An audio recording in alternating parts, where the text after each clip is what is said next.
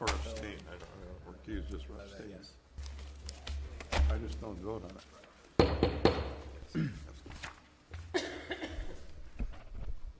Morning, everybody. It's 9 a.m. and it's time to convene the Tulare County Planning Commission meeting for March 26, 2014.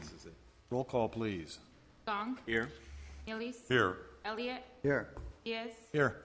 Commissioner Whitledge has informed us that he would be absent today. Piliano. Here.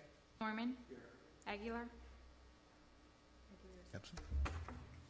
Okay. Join me in the Pledge of Allegiance. Please stand. I pledge allegiance to the flag of the United States of America and to the republic for which it stands, one nation, under God, indivisible, with liberty and justice for all.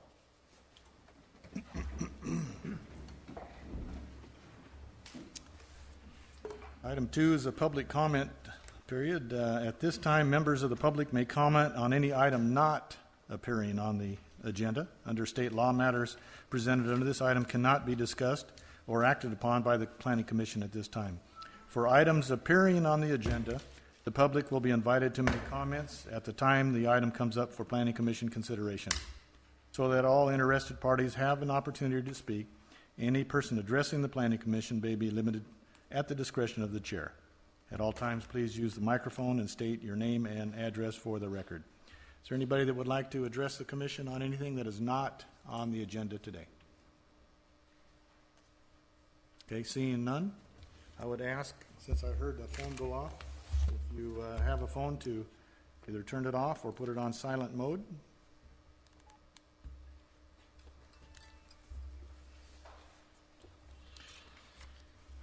Okay. Item 3 is approval of the minutes for March 12th, 2014. I've got a correction on page 4. Lori Schwaller, about halfway down, is spelled S-C-H-W-A-L-L-E-R. And I know she appears in the minutes quite frequently, so she'd want her name spelled correctly. So I appreciate that. Anything else? And I'll make a motion with that change to approve the minutes. I second that motion. Roll call? Gong. Yes. Millies. abstain. Elliott. Yes. Diaz. Yes. Piliano. Yes. Norman. Okay. Item 4 is a consent calendar. Actions on all items in this section will be taken as one motion and vote unless someone wishes to discuss any one of these items requests that it be pulled from the consent calendar and held over for such discussion. Consent calendar is an untimed item and may be taken up at any time during the course of today's meeting. 4A is extension of time, EOT 14-004. This is a Heartland Christian Camp. A 2-year extension of time to May 27th, 2016 for setback variance number PSV 08-003 to allow a permanent structure to extend 20 feet inside the 50-foot required setback area at Isham Valley Drive on a approximately 1 acre portion of a 12.36 acre site in an A1 zone. I'm sorry. The site is located approximately 3 miles south or northeast of Badger, and our contact is April, but we're not going to have any staff input on this. Any comments from staff on this? The motion then would be to approve a 2-year extension of time to March 27th, 2016 for setback variance. I'll go ahead and make that motion. Okay. Gong. Yes. Millies. Yes, Elliott. Yes. Diaz. Yes. Piliano. Norman. Yes. Aguilar. Yes. Okay. Like the motion passed. Moving right on to item 5. 5A is a special use permit, number PSP 14-009, Christopher and Paula Caviglia. This is a categorical exemption and a special use permit, number PSP 14-009, to allow the installation of one 15,000-gallon propane tank for above-ground storage of flammable fluids exceeding the aggregate 10,000-gallon maximum allowed being stored above ground on a 10,000-square-foot portion of a 366-acre site in an AE20 zone and an AF zone.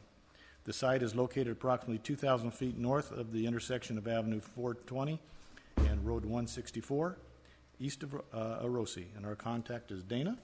And Dana, you have the floor. Thank you. Chairman Diaz, Commissioners. The project before you this morning is to allow the installation of a 15,000-gallon propane tank being greater than the 10,000 gallons allowed by right on a 366-acre site. The project is categorically exempt from SEQA pursuant to Title 14, Section 15303, Class 3, pertaining to new construction or conversion of small structures. The project is compatible with exemption because the propane tank is considered an accessory structure that will be located on a 10,000 square foot portion of the parcel. Entitlement is found in Section 16, Part 2B of Ordinance Number 352, which allows flammable liquid stored above ground for agricultural purposes in a quantity greater than 10,000 gallons only if a special use permit is first approved. In addition, the project has met the development standards for above-ground storage of flammable liquids as detailed in Section 15A5E of the Ordinance Code. The project is located in the Rural Valley Lands Plan, and the land use element of the general plan, the land use designation is Valley Agriculture. The project was found to be consistent with the applicable Tulare County General Plan policies. The project is located approximately 2,000 feet north of the intersection of Avenue 420 and Road 164, northeast of Arosi.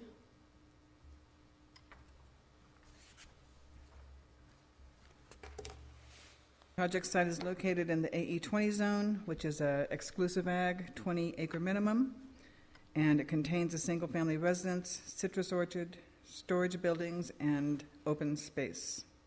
The surrounding properties are zoned AE20 and foothill agriculture and contain agriculture, scattered rural residences, and open space. The project is one 15,000-gallon propane storage tank on a 366-acre parcel. The use permit is for the volume of flammable fuel because it is greater than 10,000 gallons. And the tank will be located on a 10,000 square foot portion in the southeast quadrant of the parcel, in this area. The bulk storage of flammable fuel would be utilized for the operation of wind machines during periods of frost.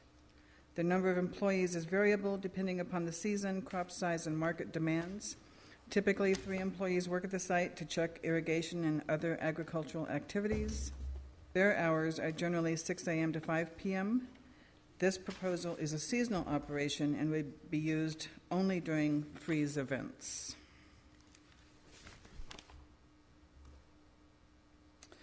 The orientation of this site plan is is to the left. But this is a storage building, and the propane tank will go right here, just to the south of the storage building. And on this aerial, that location is right here.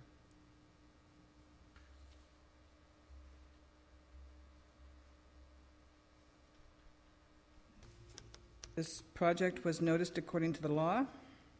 Staff has not received any comments regarding the project, and that concludes staff's report.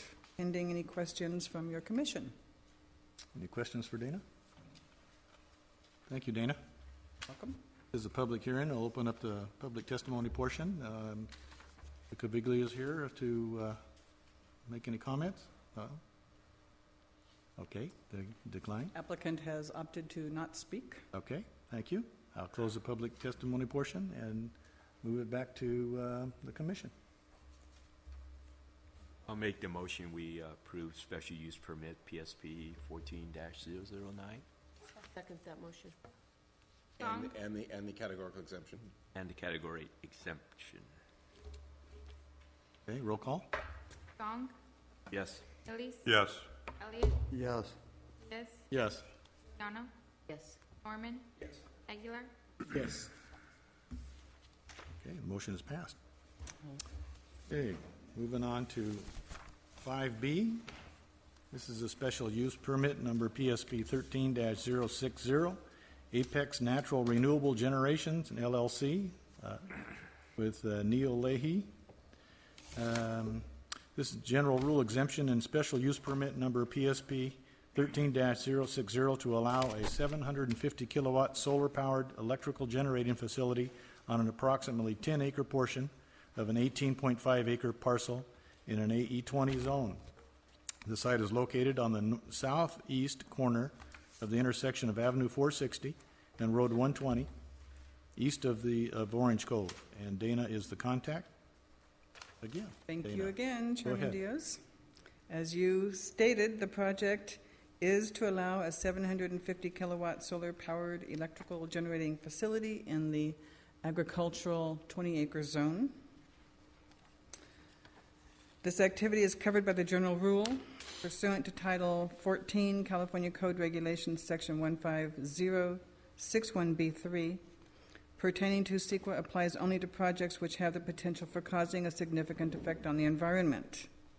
This project is compatible with this environmental determination because a preliminary analysis prepared for the project demonstrated that the project did not have the potential to cause a significant effect on the environment. Entitlement is found in Section 16, which allows the construction and operation of public utility structures in the AE20 zone, subject to approval of a special use permit. The project site is located in the Rural Valley Lands Plan, the land use element of the Tulare County General Plan, and the land use designation is Valley Agriculture. The project includes a developer agreement and sales tax agreement as approved by the Board of Supervisors. The proposed project is consistent with the Tulare County General Plan as it conforms to the land use policies applicable within the plan. The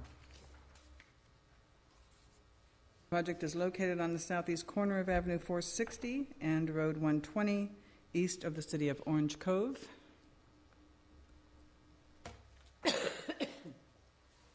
project is located in the AE20 zone and is fallow land containing no improvements. The surrounding properties are zoned AE20 to the north, which contains agriculture.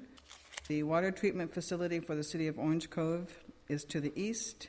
The Friant Kern Canal is to the south and west.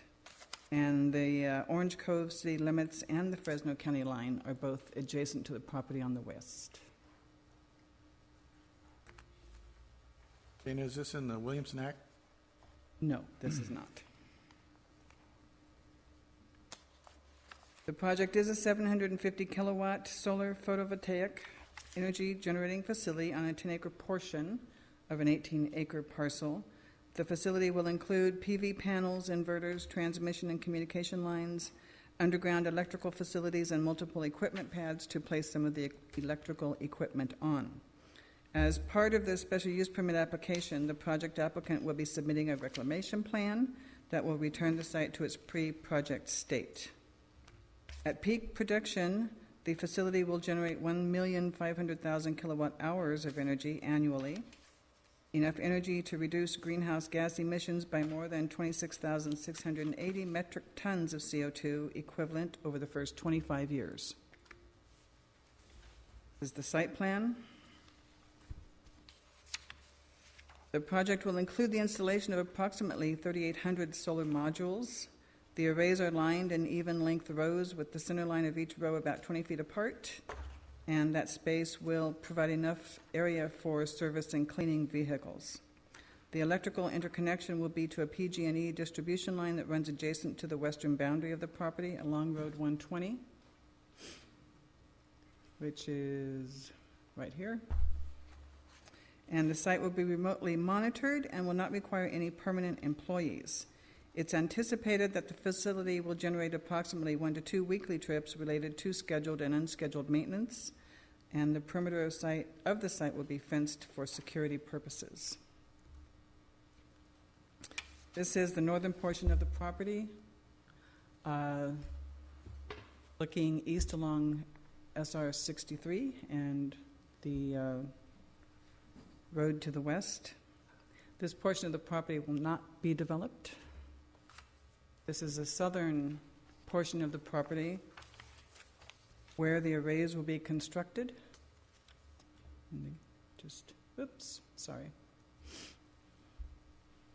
And we're looking east across the property. And this is looking north along Road 120, and these are the power lines for the connection to PG&E. This project was noticed according to the law, and staff has not received any comments regarding the project. And that concludes staff's report. Thank you very much. Any questions for Dana? Dana, can you put up the next slide, please? I can. And review it, please. Thank you. Staff is recommending that your commission, in one motion, approve a categorical exemption consistent with CEQA and the CEQA guidelines pursuant to Title 14, Regulations Section 15303, Class 3, pertaining to new construction or conversion of small structures, and conditionally approve special use permit number PSP 1413-060. Thank you, Dana. Dana, Nancy. Nancy's got a question. oh, go ahead. Chairman, I have a question. Looking at the picture, it looked like there was no production ag on that acreage. Has that been left fallow? There was production ag, or has there not been production ag in history? Do you know? Well, I would have to look back. There isn't anything on the site currently.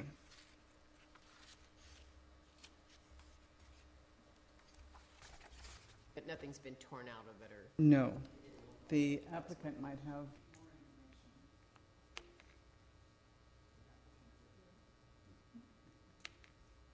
Well, that was a good question, Nancy, because that brings the discussion to mind. Number one, I don't see why these short reports don't contain a little bit of land use history, what's been going on there. And number two, why are we again not contacting the Archaeological Clearinghouse when we have a project of this size acreage? At least a letter. That way they could flag sites in the area and we could have a predictor of what might be recorded there. I know we've brought this up before, but this should be a matter of course in this investigation of this property. And it's just like Nancy's question, what was it used for? That's easy to find out. I think we have another picture back there that looked like there were cattle back there. I could have seen something else, but I was just wondering if it was grazed land, what it was.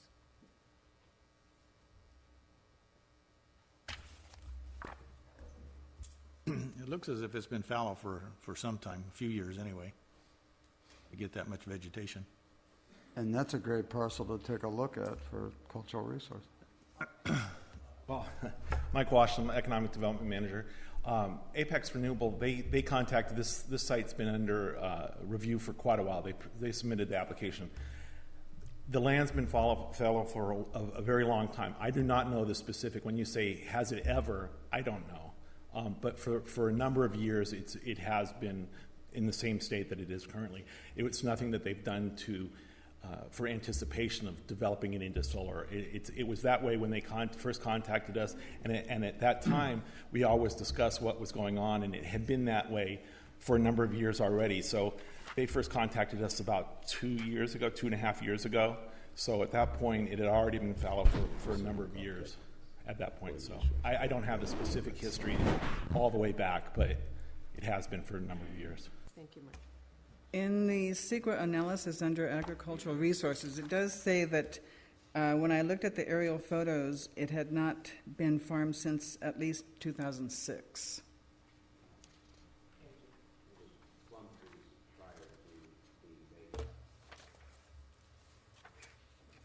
And plum trees We're prior gonna- to that time? I'm gonna open the public testimony here, so we can get that on record here eventually. Apex already has a power purchase agreement signed with PG&E. Do we know? That will be contingent upon approval of the project, and then Michael Washam will then present that to the board.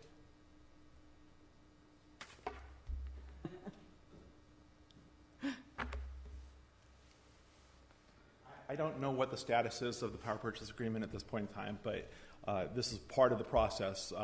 If that doesn't come about, if they don't already have it secured, or if they don't secure it, then the project will obviously be no-go. Some projects in the past have gone through the entitlement process, and they never did secure power purchase agreements, so they withdraw, not Apex, but other companies have withdrawn after entitlements have been awarded. So it's really at the discretion of the developer whether they want to invest all this time ahead of the ball, so to speak, as far as getting the power purchase agreement in hand or not. I don't know particularly specifically on this spot whether they've already secured the power purchase agreement or not. Very well could be that if they haven't, they're very close, because this project is fairly small scale relative to most of our projects. It's less than a megawatt, and it's taken quite a while for them to come forward and complete all of what they need to. So that usually indicates they're in the process of negotiating with the utilities. Yeah, my experience is that between the systems impact studies and your interconnection agreement and the power purchase agreement, it's going to take about a year. And so what they're doing here is trying to get their entitlements concurrently. So they're working on them, I'm sure. Any other questions? Okay, I'm going to open up the public testimony portion. Anybody from Apex would like to address the commission? Anybody that might be opposed to this project? Seeing none, I will close the public testimony portion, turn it back to the commission. We have the recommendation up. Any further discussion? I just, I have to say another time, in any of these, we have to have some kind of investigation on the history and use of the parcel. And Mr. Chairman, Mr. Elliott, we agree.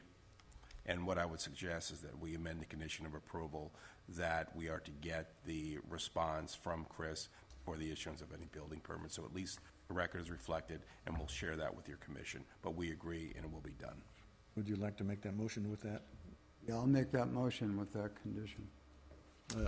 Here we're going to, general rule exemption on CEQA, and conditionally approve the use permit, PSP 13-060, with modifications. Okay? I'll second that. Roll call? Gong, Yes. Elise, Yes. Elliott, Yes. Gish, Yes. Liana, Yes. Norman, Yes. Aguilar. Yes. Okay. Motion is passed. Okay, we're moving on to item 5, I think it's 5, 5C, tentative track map number TM 812-PSR. This is an R7 Enterprises, David Roberts and Roberts Engineering. Mitigated negative declaration and mitigated monitoring plan with exceptions to divide 225 acres into 162 single-family residential lots in the PD-FM zone. The site is located on the west side of Millwood Road, between Avenue 352 and Avenue 360, approximately 1 mile southwest of Woodlake. Continued from February 26th. And Chuck is our contact. Go ahead, Chuck. Chairman Diaz, I was not at the last meeting on March 12th, so I will abstain from any votes on this. Okay. I did not read or did not receive the minutes or the discussion items from last week, or 2 weeks ago. Thank you. Good morning, Mr. Chairman, members of the Commission, Chuck Przybilski, Planning Division with the Resource Management Agency. As the Chairman stated, this is a continued hearing for tentative track map 812 or R7 Enterprises, Dave Roberts. The request was to subdivide 225 acres into 162 residential lots in phases.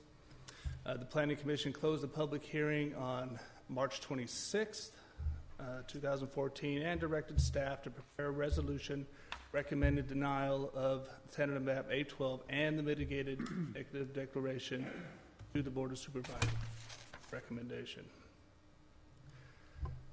This is the site vicinity of the map, just to give you a brief overview of the project located east of Woodlake, or west of Woodlake, I'm sorry, and northeast of Visalia. The Planning Commission determined several findings that staff read and are recommending in the resolution prepared for you today. The first one is that the proposed subdivision is physically unsuited for the site due to the size, scope, and higher density than should be considered in a rural residential development. It also determined that the size and density of the proposed project is premature for the project pursuant to the general plan update, and infill development should be a higher priority until such time that development outside urban development boundaries are warranted. That the proposed project is premature in the density outside of urban boundaries where urban infrastructure services are not available, and that the proposed subdivision did not conform to smart growth or healthy community principles of the general plan. One thing I'd like to mention is all these findings were made by your commission at the last public hearing, and that they are represented in detail in the resolution before you today. Second portion of the resolution deals with the mitigated negative declaration, and determined by your commission that the background data did not adequately address current conditions that the proposed project requires further analysis regarding visual impacts, agricultural impacts, biological, cultural, water supply, and water quality impacts based on the project. Also, that the project is likely to cause a substantial environmental damage to wildlife or public health, and your commission determined that the initial study mitigated negative declaration is not the adequate level of analysis for this project under CEQA, and that an EIR would be required. Based on your recommendations and direction from the March 12th meeting, staff recommends that your commission deny the tentative track, or recommend denial of the tentative track map for 812 and the mitigated negative declaration for said project.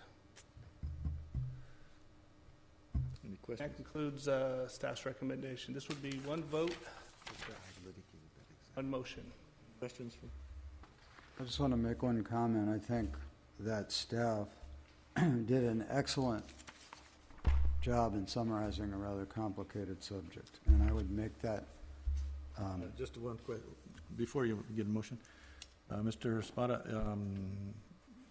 I've closed the public testimony portion. Do I have to open again on this hearing?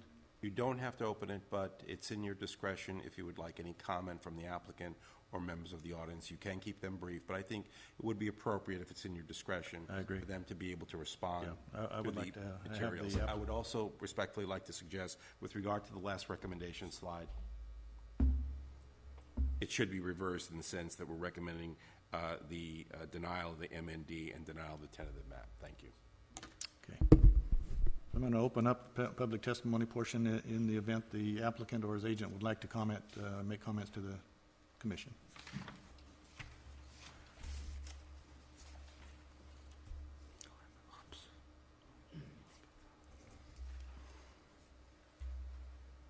Good morning, Commissioners.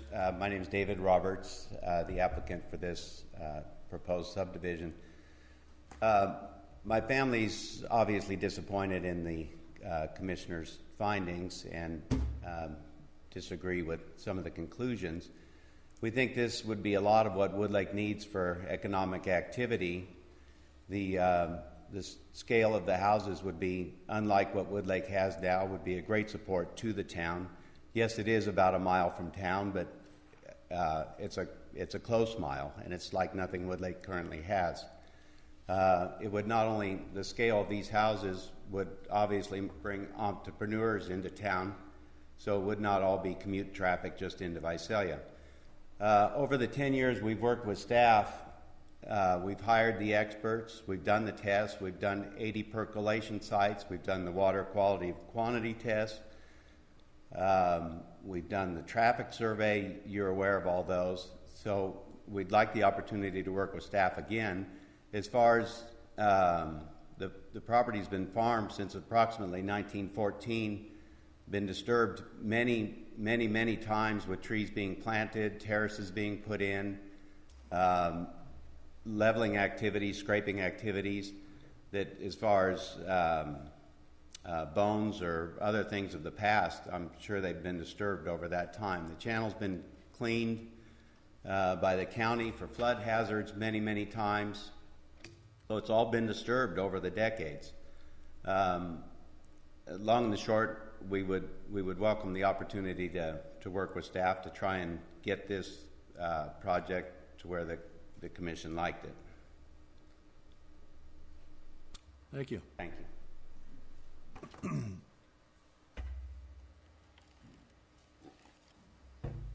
Good morning. I'm Bill Roberts of Roberts Engineering, and I've been working on this for a good part of my life. I firmly believe that it's the right thing to do. I believe that we can provide for the people, and I think it's a beautiful place to live, and I think it's a step toward not consuming the good ag land around the cities of Visalia and Tulare.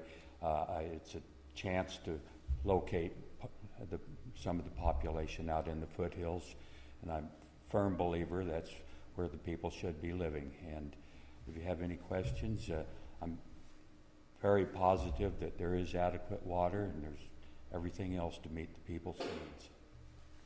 Thank you, Mr. Roberts. Thank you. Can I add one more comment? Briefly. Yes, it's brief. Being a farmer for my entire adult life, I'm very knowledgeable and respectful of the variety of crops that can be grown in California. When I started my career over 30 years ago, California boasted growing about 250 different crops. Today, California grows about 350 crops.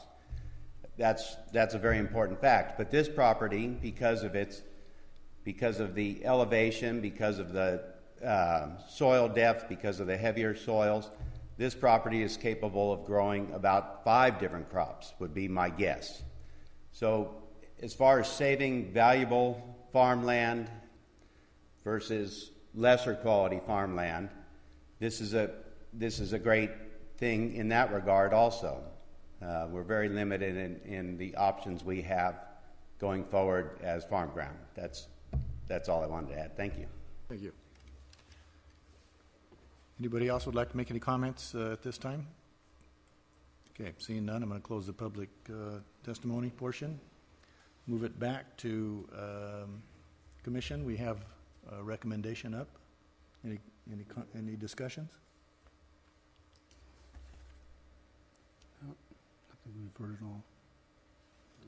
Yeah, I'd move for approval of TM 812 PSR R7, recommending denial of tentative parcel map 812 PSR and mitigated negative declaration. I would suggest slightly revised. I think I know where the commissioner is going. You're recommending that the mitigated negative declaration be denied and that the tentative map be denied, correct? And that should be the motion. That's what I said. No, you said you wanted to approve the... Approve the denial of. Approve the denial. Let's just say... Let me deny I just want to tentative. make it clear. Let me make the motion that we deny That was not tentative. in lawyer speak, so you have to turn that And then around. the portion first, and then the tentative track second. Okay. Are you ready? Would vote to deny tentative parcel map, PSR, or track map 812 PSR, and tentative map 812 PSR R7, mitigated negative declaration, as motioned by the Planning Commission to the Board of Supervisors. The recommendation of denial, correct? We got it. We need more attorneys. I'll make a second. Either one. Betty? Roll call. Gong, Yes. Elliott, Yes. Diaz, Yes. Piliano, Yes. Norman, Yes. Aguilar. Yes. Okay. The applicant has the opportunity to appeal this, I would assume. No, it's going straight to the Board of Supervisors. It's going straight on to him. All right, won't even have to do that. It's going straight to the board. Good luck. Okay. Item 5D is a tentative track map, number TM 830, Self-Help Enterprises, Forrester, Weber and Associates, categorical exemption and tentative subdivision for assessor's parcel number 040010024 to subdivide the 46.45 acre parcel into 11 8,222 square foot lots, one 9,450 square foot drainage basin, and a 44.35 acre remainder lot. Total areas proposed to be subdivided and developed is approximately 2.29 acres. The land use designation is medium-density residential and residential reserve in an R1 zone on the 2.29 acres and an RA zone for the remainder. Site is located on the northwest corner of Canal and Jacob Drive in the community of Traver. And Chuck is our contact. Go ahead, Chuck. Good morning, Mr. Chairman, members of the Commission, Chuck Brizabilski, Countywide Planning Division. Again, for tentative track map 830, a subdivision of 11 lots for self-help enterprises.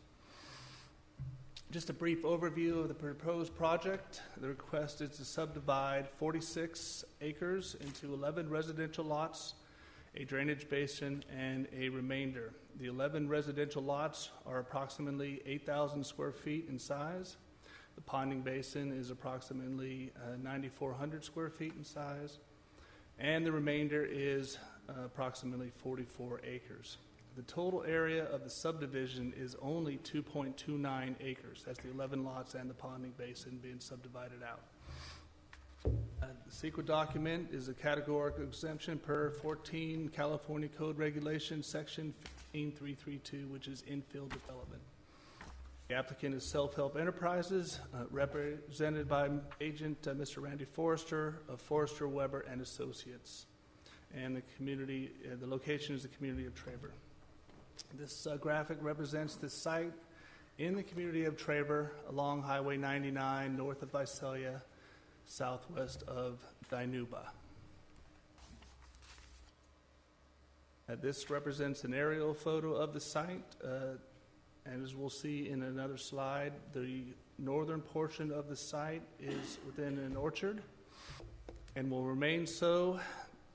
The actual development of the site is a small strip of land on the southeast portion where the R1 zoning will be is associated with it.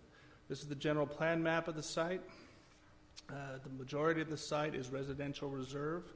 In a later slide, I'll go over what that means to the proposed project. And then a portion of the site is also medium-density residential, which is right about here. Chuck, the aerials look like there might be trees on the remainder? That's correct. Yes, and that's not going to change at this time. Okay. Zoning for the site, the 2.29 acres of the actual subdivision is zoned R1, where the remainder is zoned RA.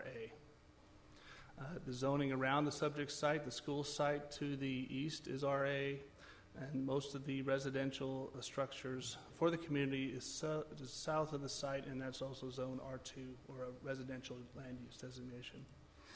This is the site plan or the subdivision map for the project. You can see the 11 lots on the southeastern portion of the site with the drainage basin right here, and the remainder of the lot as in the north. General plan consistency. Planning Framework Policy 1.2 urges urban development to be within an urban development boundary. As such, this is within the urban development boundary of Traver. The western portion of the subdivision, as I mentioned before, is medium-density residential, which allows single-family homes. The eastern portion of the subdivision site, the 2.29 acres, is residential reserve.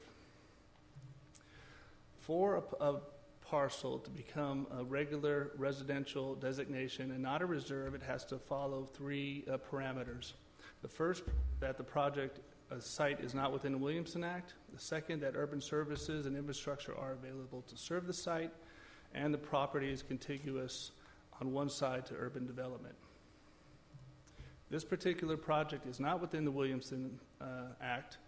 Infrastructure services are made available, which I will demonstrate in another slide, and the site is contiguous on two sides to urban development. Therefore, the reserve designation would fall off and become medium-density residential. The zoning, as mentioned, for the 2.29 acres is R1.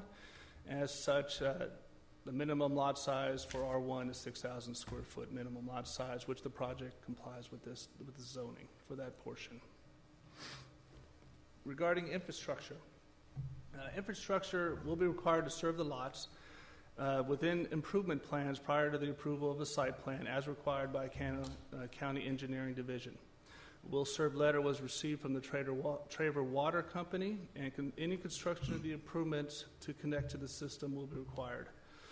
Will serve letter was also received from the County of Tulare for the sewer system, and any of the construction of the improvements to connect to the system as required.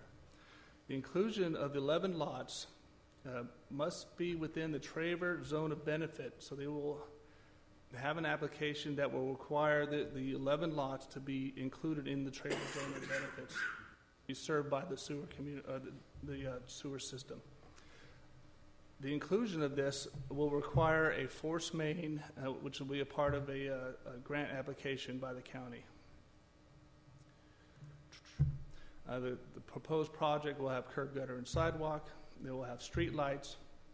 All storm drainage will be directed to the ponding basin, which was Lot A on the west side of the project. The project is within a flood zone, and they will require flood elevation certificates or some other design acceptable to county engineering staff.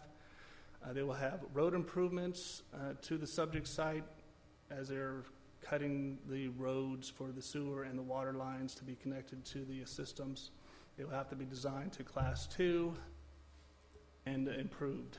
A registered engineer, a civil engineer, will prepare the improvement plans as such. The California Environmental Quality Act, as mentioned, exemption 15332, infill development. As infill development, the subdivision is less than 5 acres, which is the 2.29 acres. It's within the urban development boundary. It will be served by sufficient infrastructure. There's no species of concern or known cultural sensitivity of the site. As such, staff recommends that your commission approve the categorical exemption consistent with the California Quality Act and approve tentative map 830. And that concludes staff presentation. If you have any questions for staff, I'll be happy to answer them. Thank you. Questions? Does that butt up right up to the school? Is that where that school site is across the street? Across the street, yes. I can bring up the the aerial. I think I figured it out, but yes, it's across the street. It's over on school's right there. That's Okay. correct. And what does the grant do exactly then in this process? The grant is to essentially provide a main line. Hold on, Chuck. Mike, can you come up and talk about that real fast, please? Sorry.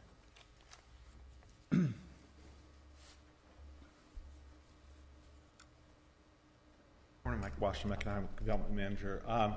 The grant is a grant for a force main line that runs from the treatment plant down Merritt. The reason why this is needed for this project to go forward there needs to be an expansion to the zone of benefit. We're currently at the capacity for the treatment plant and the distribution lines, so the lines that lead to that. So we need to expand this or get this grant going before we can, in good conscience, expand the zone of benefit. So it's really tied to the expansion of the zone of benefit. Gotcha. Thank you. And I'd just like to say that we were up in Traver last night for a community meeting for a community plan update. The school is very excited about this project, adding more safe routes to school, because the sidewalk that Self-Help will be putting in on the north side of Jacob Street will allow more access for all of the children that live north of Merritt to be able to access the school in a safe manner. The school superintendent's very excited because he's looking for more young families to be moving into those homes, which will add to his enrollment. So the community they're salivating with anticipation of these homes going in. They're really looking forward to it. One question, Mike. Explain to me this force main, that's going to give more capacity to the It'll train? give more. It'll allow more capacity. It frees up a little bit of capacity. Right now, there's some capacity issues in the lines that go down. The system is built out basically to capacity. So when you talk about capacity for the sewer system, you're looking at the wastewater treatment plant, but you're also looking at the line capacity as well. Okay. There's minimal capacity available, but there's in the treatment plant, this frees up additional line in the line to get to the plant. Okay, that makes sense now. Thank you. Michael, I realize that it's not a lot of homes, but is the whole idea of this is what we've talked about in the general plan before, is trying to put housing for people that work in the area? Sure. Stay in the area. Yeah. Well, the thing is with Traver especially, there's been no new housing there since about 35, 40 years.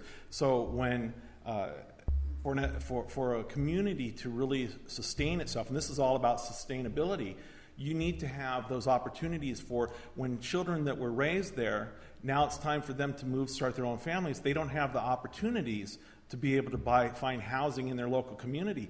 So they go elsewhere. Then once the families are gone, then the young children aren't there that feed into the school. So it's really a part. There doesn't have to be extreme growth, but there just needs to be a continual opportunity for move up in housing and then rehabilitation of existing housing stock. Mr. Chairman, may I amplify that? If you recall, when we had the presentation a while back on the rationale for initiating community plan amendments, what we wanted to do is initiate where we thought it made the best sense on Highway 99, Traver, Goshen, Pixley. Here's an example of implementation. And if you recall, by analogy to your last project that you considered, we're focusing on infill within urban development and not within the valley floor where it's valley agriculture. So this is a manifestation on the ground of trying to carry out the general plan policies of infill, urban development, and it makes sense, Highway 99, because it stays away from agriculture. So does this have, Mike, a phased implementation with more residences? Well, there's no phased program yet in place. However, you could do it. With that being said, the remainder parcel has been identified in the past number of years back, and it's designated in the community plan for residential. The growth for residential for Traver will occur in this area. This is the logical, it's within the boundaries, and this is the place right next to the school. It's walkable to the school. This is the part of Traver where residential growth will occur as it comes forward. Thank you. Okay, any other questions? Thank you, Mike. Any questions for staff? Okay, this is a public hearing. I'll open up the public testimony portion. Would anyone from Self-Help like to come and address the commission? Good morning. Tom Collishaw. I'm Vice President and Director of Development from Self-Help Enterprises. First thing I want to say is we really appreciate the county staff's approach to this project. It's been a good partnership, and we've set a new land speed record. I think we got from application to this point in less than 3 months. So we do appreciate that approach to development. It helps a lot on our end. These 11 units would be under our self-help housing program, so families would actually collectively share labor to help build their own homes. They are affordable homes, so it also helps you meet some of the goals of your housing element and of your general plan. We just had a couple of things that we wanted to raise today.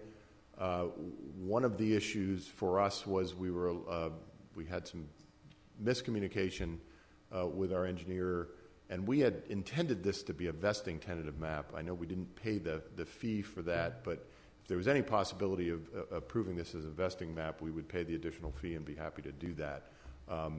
But we don't want to delay this at all either, so it's not a deal killer for us, but it would be something that does provide some protection in case there were future requirements or fees that might later come down the pike that we would want to be vested. The second issue that we wanted to bring up, and I think we just wanted to mention our intent here, as you saw, there is a drainage pond and there's lighting that we would be required to put in. We have no problem with that. We would like to establish an assessment district, however, so that those properties would be taxed for the maintenance of those. We're not really set up to do maintenance long-term. This is a single-family ownership project, and that's more traditional that there'd be an assessment district. We didn't see it as a requirement, but we wanted to say that would be our intent to pursue that. Mr. Kalshaw, can 11 lots generate the funds needed for the maintenance? Sure. We've done them that small before, and it works. You get the engineer's estimate, and it ends up being tacked onto the tax bill, but it works. I had a general question. Yes, sir. How many of these in Tulare County do you have in the planning stage right now? This similar type of project? Well, we're building out in Goshen right now. Our last 37 units. That was a larger project. That's in its entirety at full build out will be 77 units. Those will be done in about the next 6 months. After that, we do not have. This would be our next project in the county. We have a small project in the city of Tulare, but in the county, this would be our next project. So we're actually looking for additional sites now for the future. And we have talked to the owner about potentially doing either a multifamily rental project or additional single family on that remainder piece in Traver. So they have been open to that with us. Okay, well, bring us some more. Great. Yes, Self-Help has been a wonderful partner to work with us, and they brought a lot of affordable housing to Tulare County that we sorely need. I want to thank you for that. Mr. Chairman, if I may respond to the speaker's comment regarding the vesting tentative map. Yes.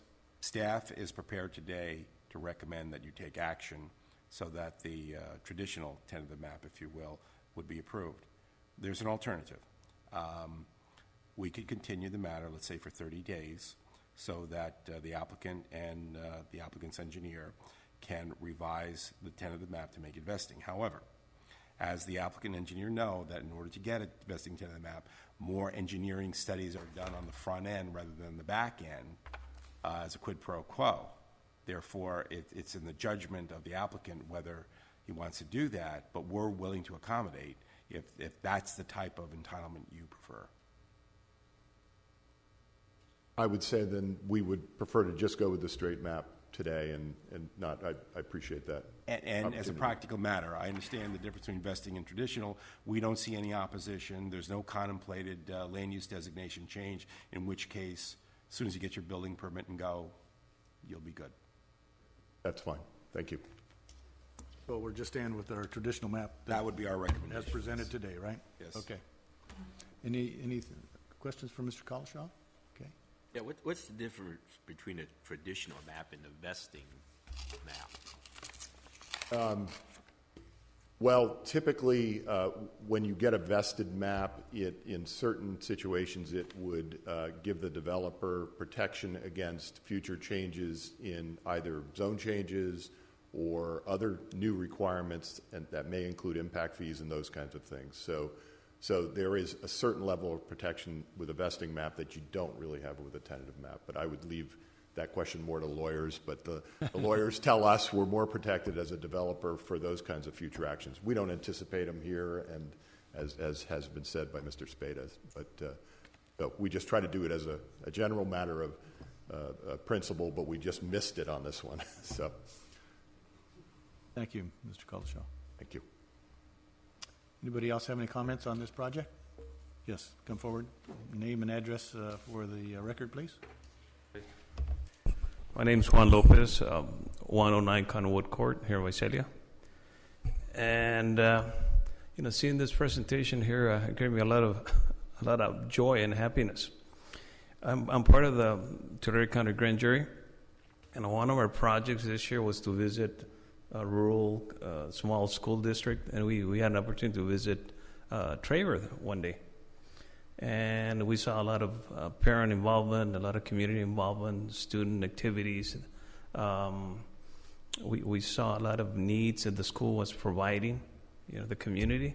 And at the end of our visit, we always ask the superintendent, anything else out there that you feel the school needs? And sure enough, he says, let me show you. He walked us to the front of the school. Sidewalks. See, whenever it rains, here you see our kids jumping water puddles and mud puddles and walking along the road, the dirt roads, and we really need sidewalks. Also, it'll give us an opportunity to create a lot more safety areas with a lot more supervision, and it'd be a great asset to our community here. Of course, we wrote that down. I don't know if we can create sidewalks, but this morning, seeing this up here, I go, oh, that's great. If the support is there from all of you. That's all I have to say. Thank you. Thank you. Thank you, Mr. Chairman, and I can say there are more to come this year. Here. Anybody else? Any more comments?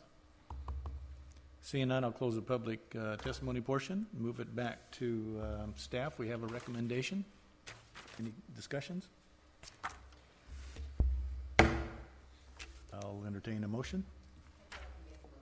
Approve the categorical exemption consistent with the California Environmental Quality Act pursuant to Title 14, Section 15332 pertaining to infill development, and approve tentative map number 830. I'll second. Roll call.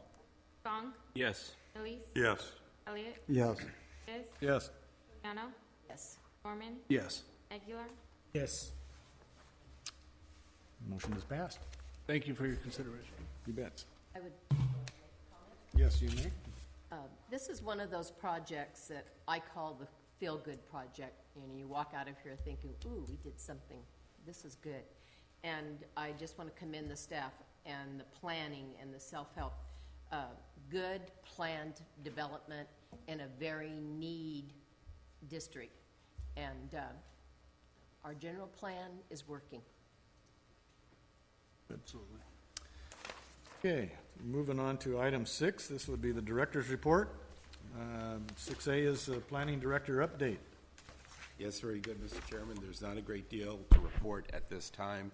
I just want to continue to say that staff takes very seriously the implementation of the general plan, and increasingly now, those are the kinds of projects that we are going to bring to you. There's some, very few, that we need to work out, like the one today, the one about a month ago, but those are dwindling to almost none. And we're very focused on the general plan, community plan updating, in keeping with carrying out those policies, among them air quality, greenhouse gases, water supply, water quality, wastewater disposal, and cultural resources. There you go. I'm glad you added that. Oh, you made his day. It's interesting though, on the, we were addressing the, the solar, and we're going to mitigate greenhouse gas.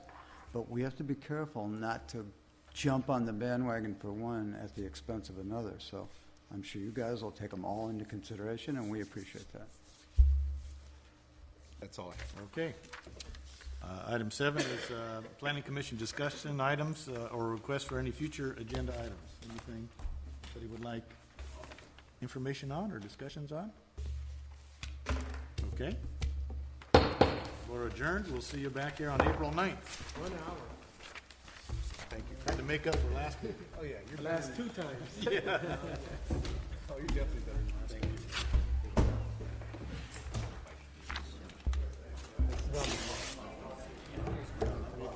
Yeah. You're well on your way to the top.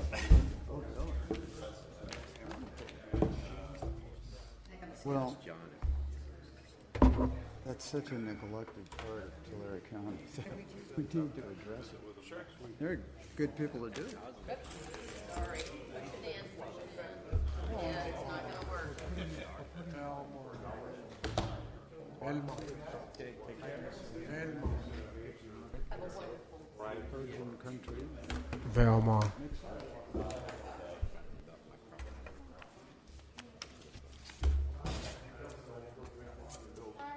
Yeah, sorry.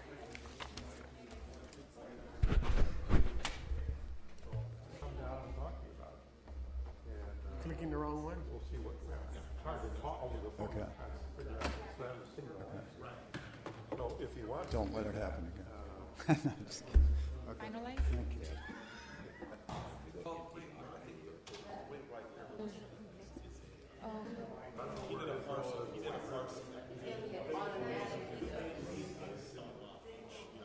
This fellow, Bowdle?